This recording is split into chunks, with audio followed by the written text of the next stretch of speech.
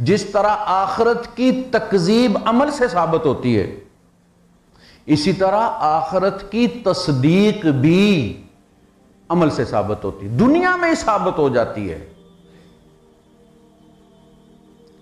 اور وہ عمل دکھایا جائے گا۔ وَأَلَّيْسَ لِلْإِنسَانِ إِلَّا مَا سَعَى، اللہ پاک کہتا ہے ہر نبی کی، ہر رسول کی کتاب میں یہ بات لکھی ہوئی ہے، الیس للانسان الا ما سعى، انسان کے لیے اس کے سوا کچھ نہیں ہے جس کی اس نے سعی کی۔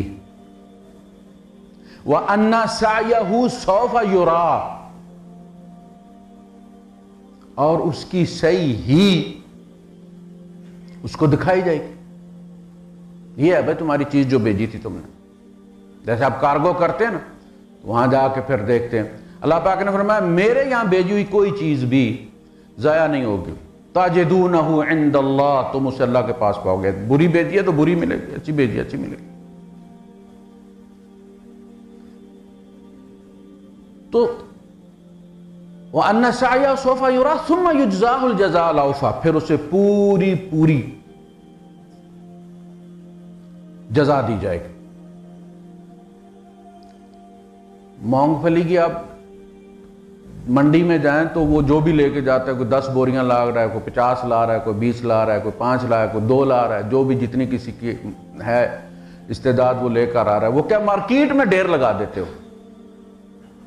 چھوٹی ڈیری بڑی ڈیری اسے بڑی۔ اب وہ جو گاہک ہے، جو خریدنے والا وہ آتا ہے، وہ مال دیکھتا ہے، یہ مونگ پھلی کالی ہوئی ہے مونگ پھلی، اندر اس کے بھی دانہ ہے، لیکن اس کی حالت دیکھ کے ریٹ کم لگتا ہے۔ دوسرے کی مونگ پھلی سفید ہے، اندر دانہ بھی موٹا ہے، لہذا اس کا ریٹ زیادہ لگے گا۔ عمل بالکل اسی طرح ہوں گے، نمازیں سب کی ڈھیر لگی ہوں گی، لیکن کسی کی کالی ہوگی، کسی کی سفید ہوگی، کسی کے اندر خشوع کم ہوگا، کسی کے اندر زیادہ ہوگا، گن کر نہیں تول کر ریٹ لگے گا۔ دیگر اعمال بھی ہوں گے،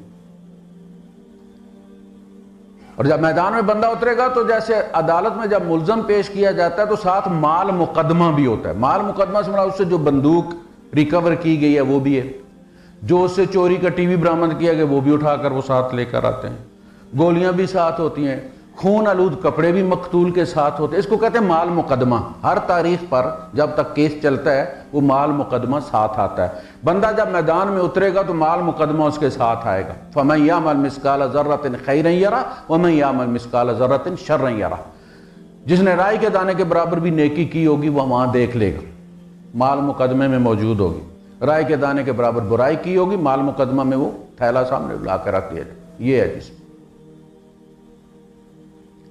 یا بنی انہا ان تک مثقال حبۃ من خردل فتکن فی صخرۃ او فی السماوات او فی الارض یأت بہ اللہ ان اللہ لطیف خبیر۔ اے بیٹا، نیکی چاہے زمین میں ہو، چاہے آسمان میں ہو، چاہے کسی پہاڑی کے نیچے دبی ہوئی ہو، اللہ اسے لے کر آئے گا۔ تو بے فکر رہ کہ کوئی ضائع ہو جائے گی۔ ہوتا ہے نا سامان آپ منگوانا چاہیں تو پتہ چل فلاں اتنا آ گیا اور اتنا رہ گیا، کہا تو بے فکر ہو جا، خدا لے یاتے بے اللہ، اللہ اسے لے کر آئے گا، چاہے یہ نہیں کہ چھوٹی ہے، انہا ان تک مثقال ذرۃ، ذرہ رائی کے دانے کے برابر بھی ہوگی تو اللہ لے کر آئے گا۔ یہ نہیں کہ یہ چھوٹی سی، اس کی کیا ضرورت، اتنے بڑے حج ہیں اس کے، تو اب اس کو کیا کرنا؟ ایک مسکراہٹ، حضور نے فرمایا نا کہ مسکراہٹ بھی صدقہ ہے۔ کتنا کنجوس ہے وہ شخص کہ جو یہ بھی نہیں صدقہ کر سکتا، یہ بھی وہاں موجود ہوگی۔ تو لوگ بڑی شان سے اتریں گے۔ اللہ کے رسول صلی اللہ علیہ وسلم نے فرمایا کہ ایک شخص ایسا ہوگا، آپ نے فرمایا جانتے ہو کہ فقیر کس کو کہتے ہیں؟ کہ اللہ کے رسول جس کے پاس کچھ نہیں ہوتا اس کو ہم فقیر کہتے ہیں۔ آپ نے فرمایا کچھ لوگ ایسے ہوتے ہیں کہ ان کے پاس ڈھیر سا ہوتا ہے پھر بھی فقیر ہوتے ہیں۔ اب نے میری امت کا ایک بندہ میدان میں ایسے اترے گا کہ اس کے حج، اس کے صدقات، اس کی نمازیں اس کے ساتھ پہاڑوں کی مانند اتریں گی، ہیوی ویٹ، بندے بلے بلے کریں گے کہ یار یہ کیا بن ہے، بڑی کمائی کی ہے، حضور نے فرمایا لیکن اس نے کسی کو گالی دی ہوگی، کسی کا حق دبایا ہوگا، کسی کی غیبت کی ہوگی، کسی کی چغلی کی ہوگی، وہ سارا ان میں تقسیم ہو جائے گا۔ دیکھیں تلے گا وہی جو بچے گا۔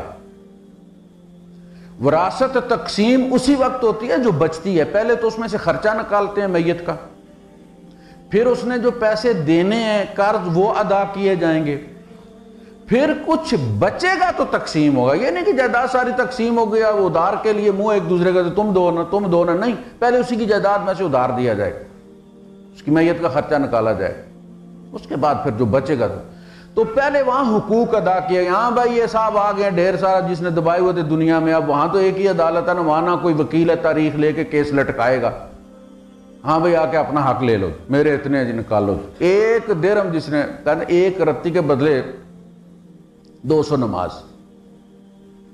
وہ بھی مقبول نماز پڑھی ہوئی نہیں، ہو سکتا کہ ہم لاکھ پڑھیں اس میں سے 200 قبول ہوئی ہو۔ ایک رتی، ایک درہم میں 8 رتی ہوتی ہیں، 1600 نماز ایک درہم مارا ہے کسی کا تو 1600 نماز تو وہ لے گیا ایک درہم کا۔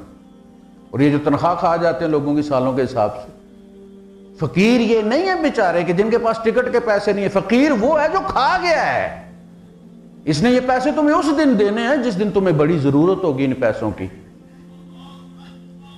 وآخر دعوانا الحمدللہ رب العالمین۔